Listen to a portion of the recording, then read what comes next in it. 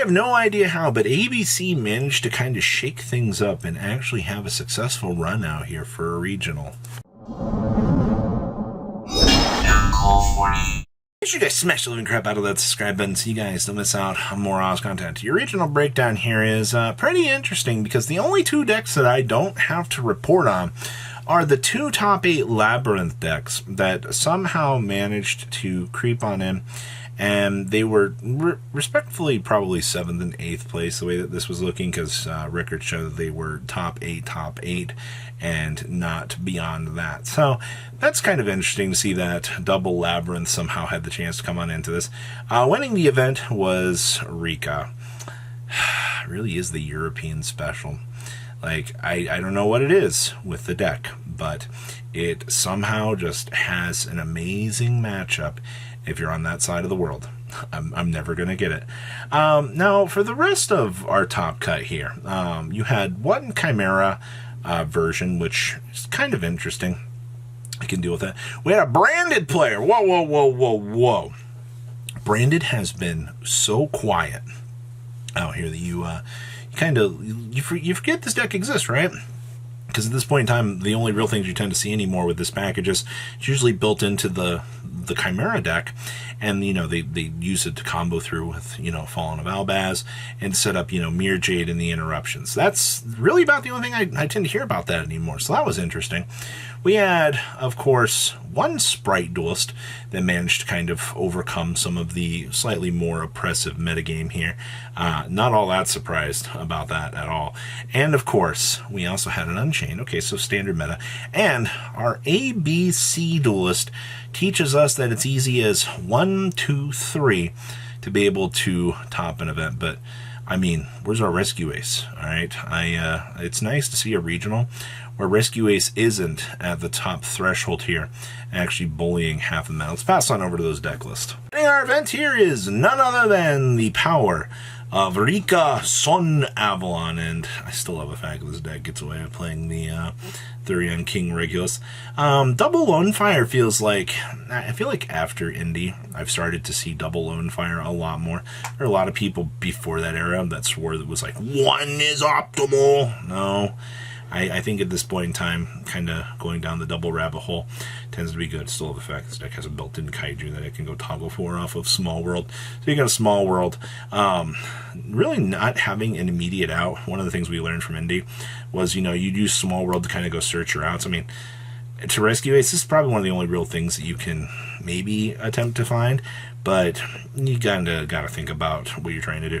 1 Talents, double thrust, 45 cards is fine. Triple die, triple Sunseed Loki, pretty standard. I also see, because we're playing thrust, we can cheese in things like the Different Dimension Ground. Yeah, I know, a deck like this shouldn't be able to resolve Different Dimension Ground, but I mean, hey, set up full plant board and then proceed to laugh at your opponent in Different Dimension Ground.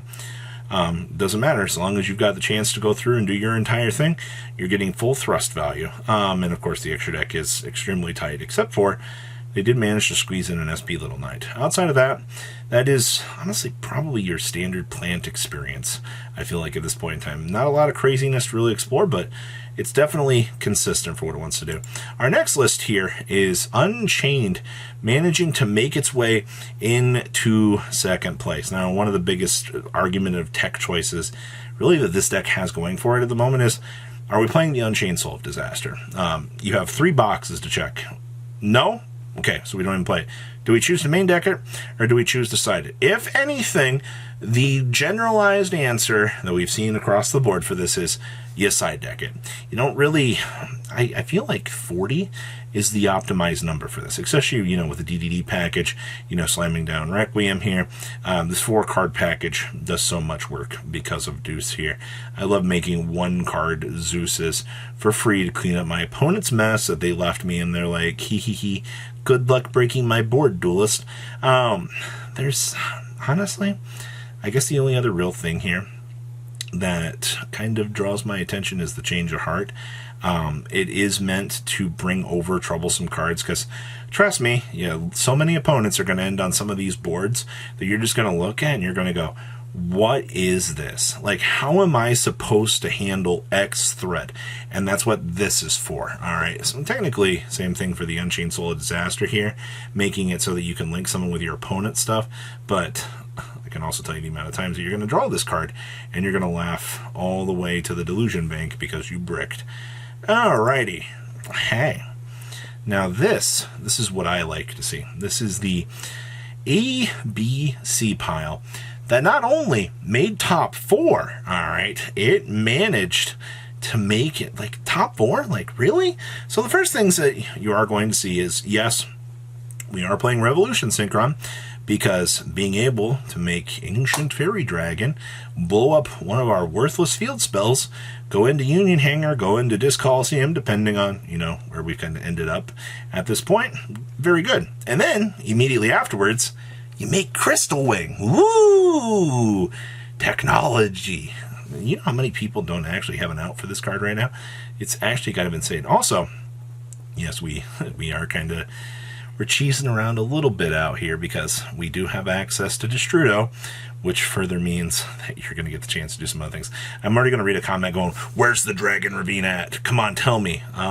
They don't really need it. It was a really cute idea back in the day to be able to play, like, 5 or 3 field spells and be technically 6, but I think you're just, oh no, there's the Dragon Ravine, just kidding. There it is.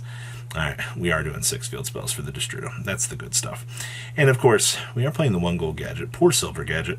Never gets a chance to see any love. Outside of that, I mean, your deck is just ABC Dragon Buster, set on like Apollosa and maybe Crystal. It really depends on how you open up with the boards and what combo lines that you need to go down to be able to set up probably the most optimally choiced board. And you have a lot of options with this deck.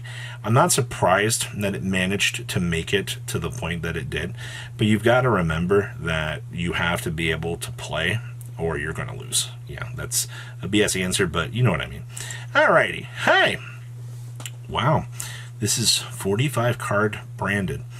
I see that it is so nice that Fusion Duplication was the last innovation that this deck really had for. I mean, if you want an old reliable deck that's not going to get hit in any future ban lists, just right here. This is the thing. Let's see here. We have triple super polys. Still are playing the Gimmick Puppet Nightmare. I mean, yeah, right. 45 cards, not a problem. Post side decking. You bring in the Banshee, proceed to laugh at your opponent, because we are playing triple thrust in the main. Well, that means we can bring in this good card and proceed to laugh at all the purely players. When all of your immediate outs are usually 100% searchable, you're going to be winning so many stupidly free games that it's disgusting. So, happy to see that Branded still looks pretty much like Branded. I don't see anything really too crazy in this list. Next up here, you know, I remember back in the day when this deck was playing the evenly matches because it was the coolest thing that it had going for it. You know, you'd be able to evenly clean up an opponent's field, you know, go through Runic combo and then Sprite sub combo, set up negates. Your opponent would just be like, oh, well, you're better than me.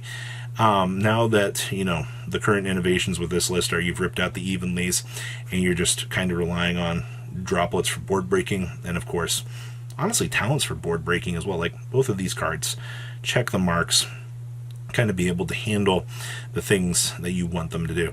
Looking at the rest of this list, though, of course, this package is very nice to see again. The Lilla and draw package, very, very consistent. It's just kind of a shame it doesn't tend to see more play because I think other people tend to value the other parts of the draw package as suboptimal, even though you get choked out down here with these. You're going to have a bad time. And then our last list here is technically just Chimera. We're not even playing the Runic package. This is what I'm talking about for, you know, how we've evolved with our Fallen of Albaz. Good stuff, where you drop your Fallen of Albaz, your Branded Fusions in here with the entire, you know, illusion package. You're just off to the races. You know, you get the random discard ping. You can do the random shenanigans with this. We've seen that before. Of course, the big Chimera, and then the double Guardian Chimera defensive play to rip your opponent apart during their turn because, yeah, that's always going to feel massively good. We're not playing basic poly, thankfully. And of course, I mean, all of the good cards to clean up problems. Yep. Looks straightforward to me.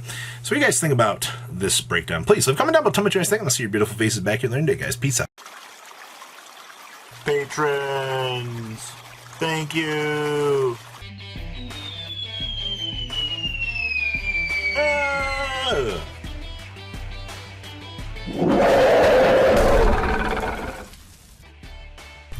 Thank you so much for watching. Check out these other videos.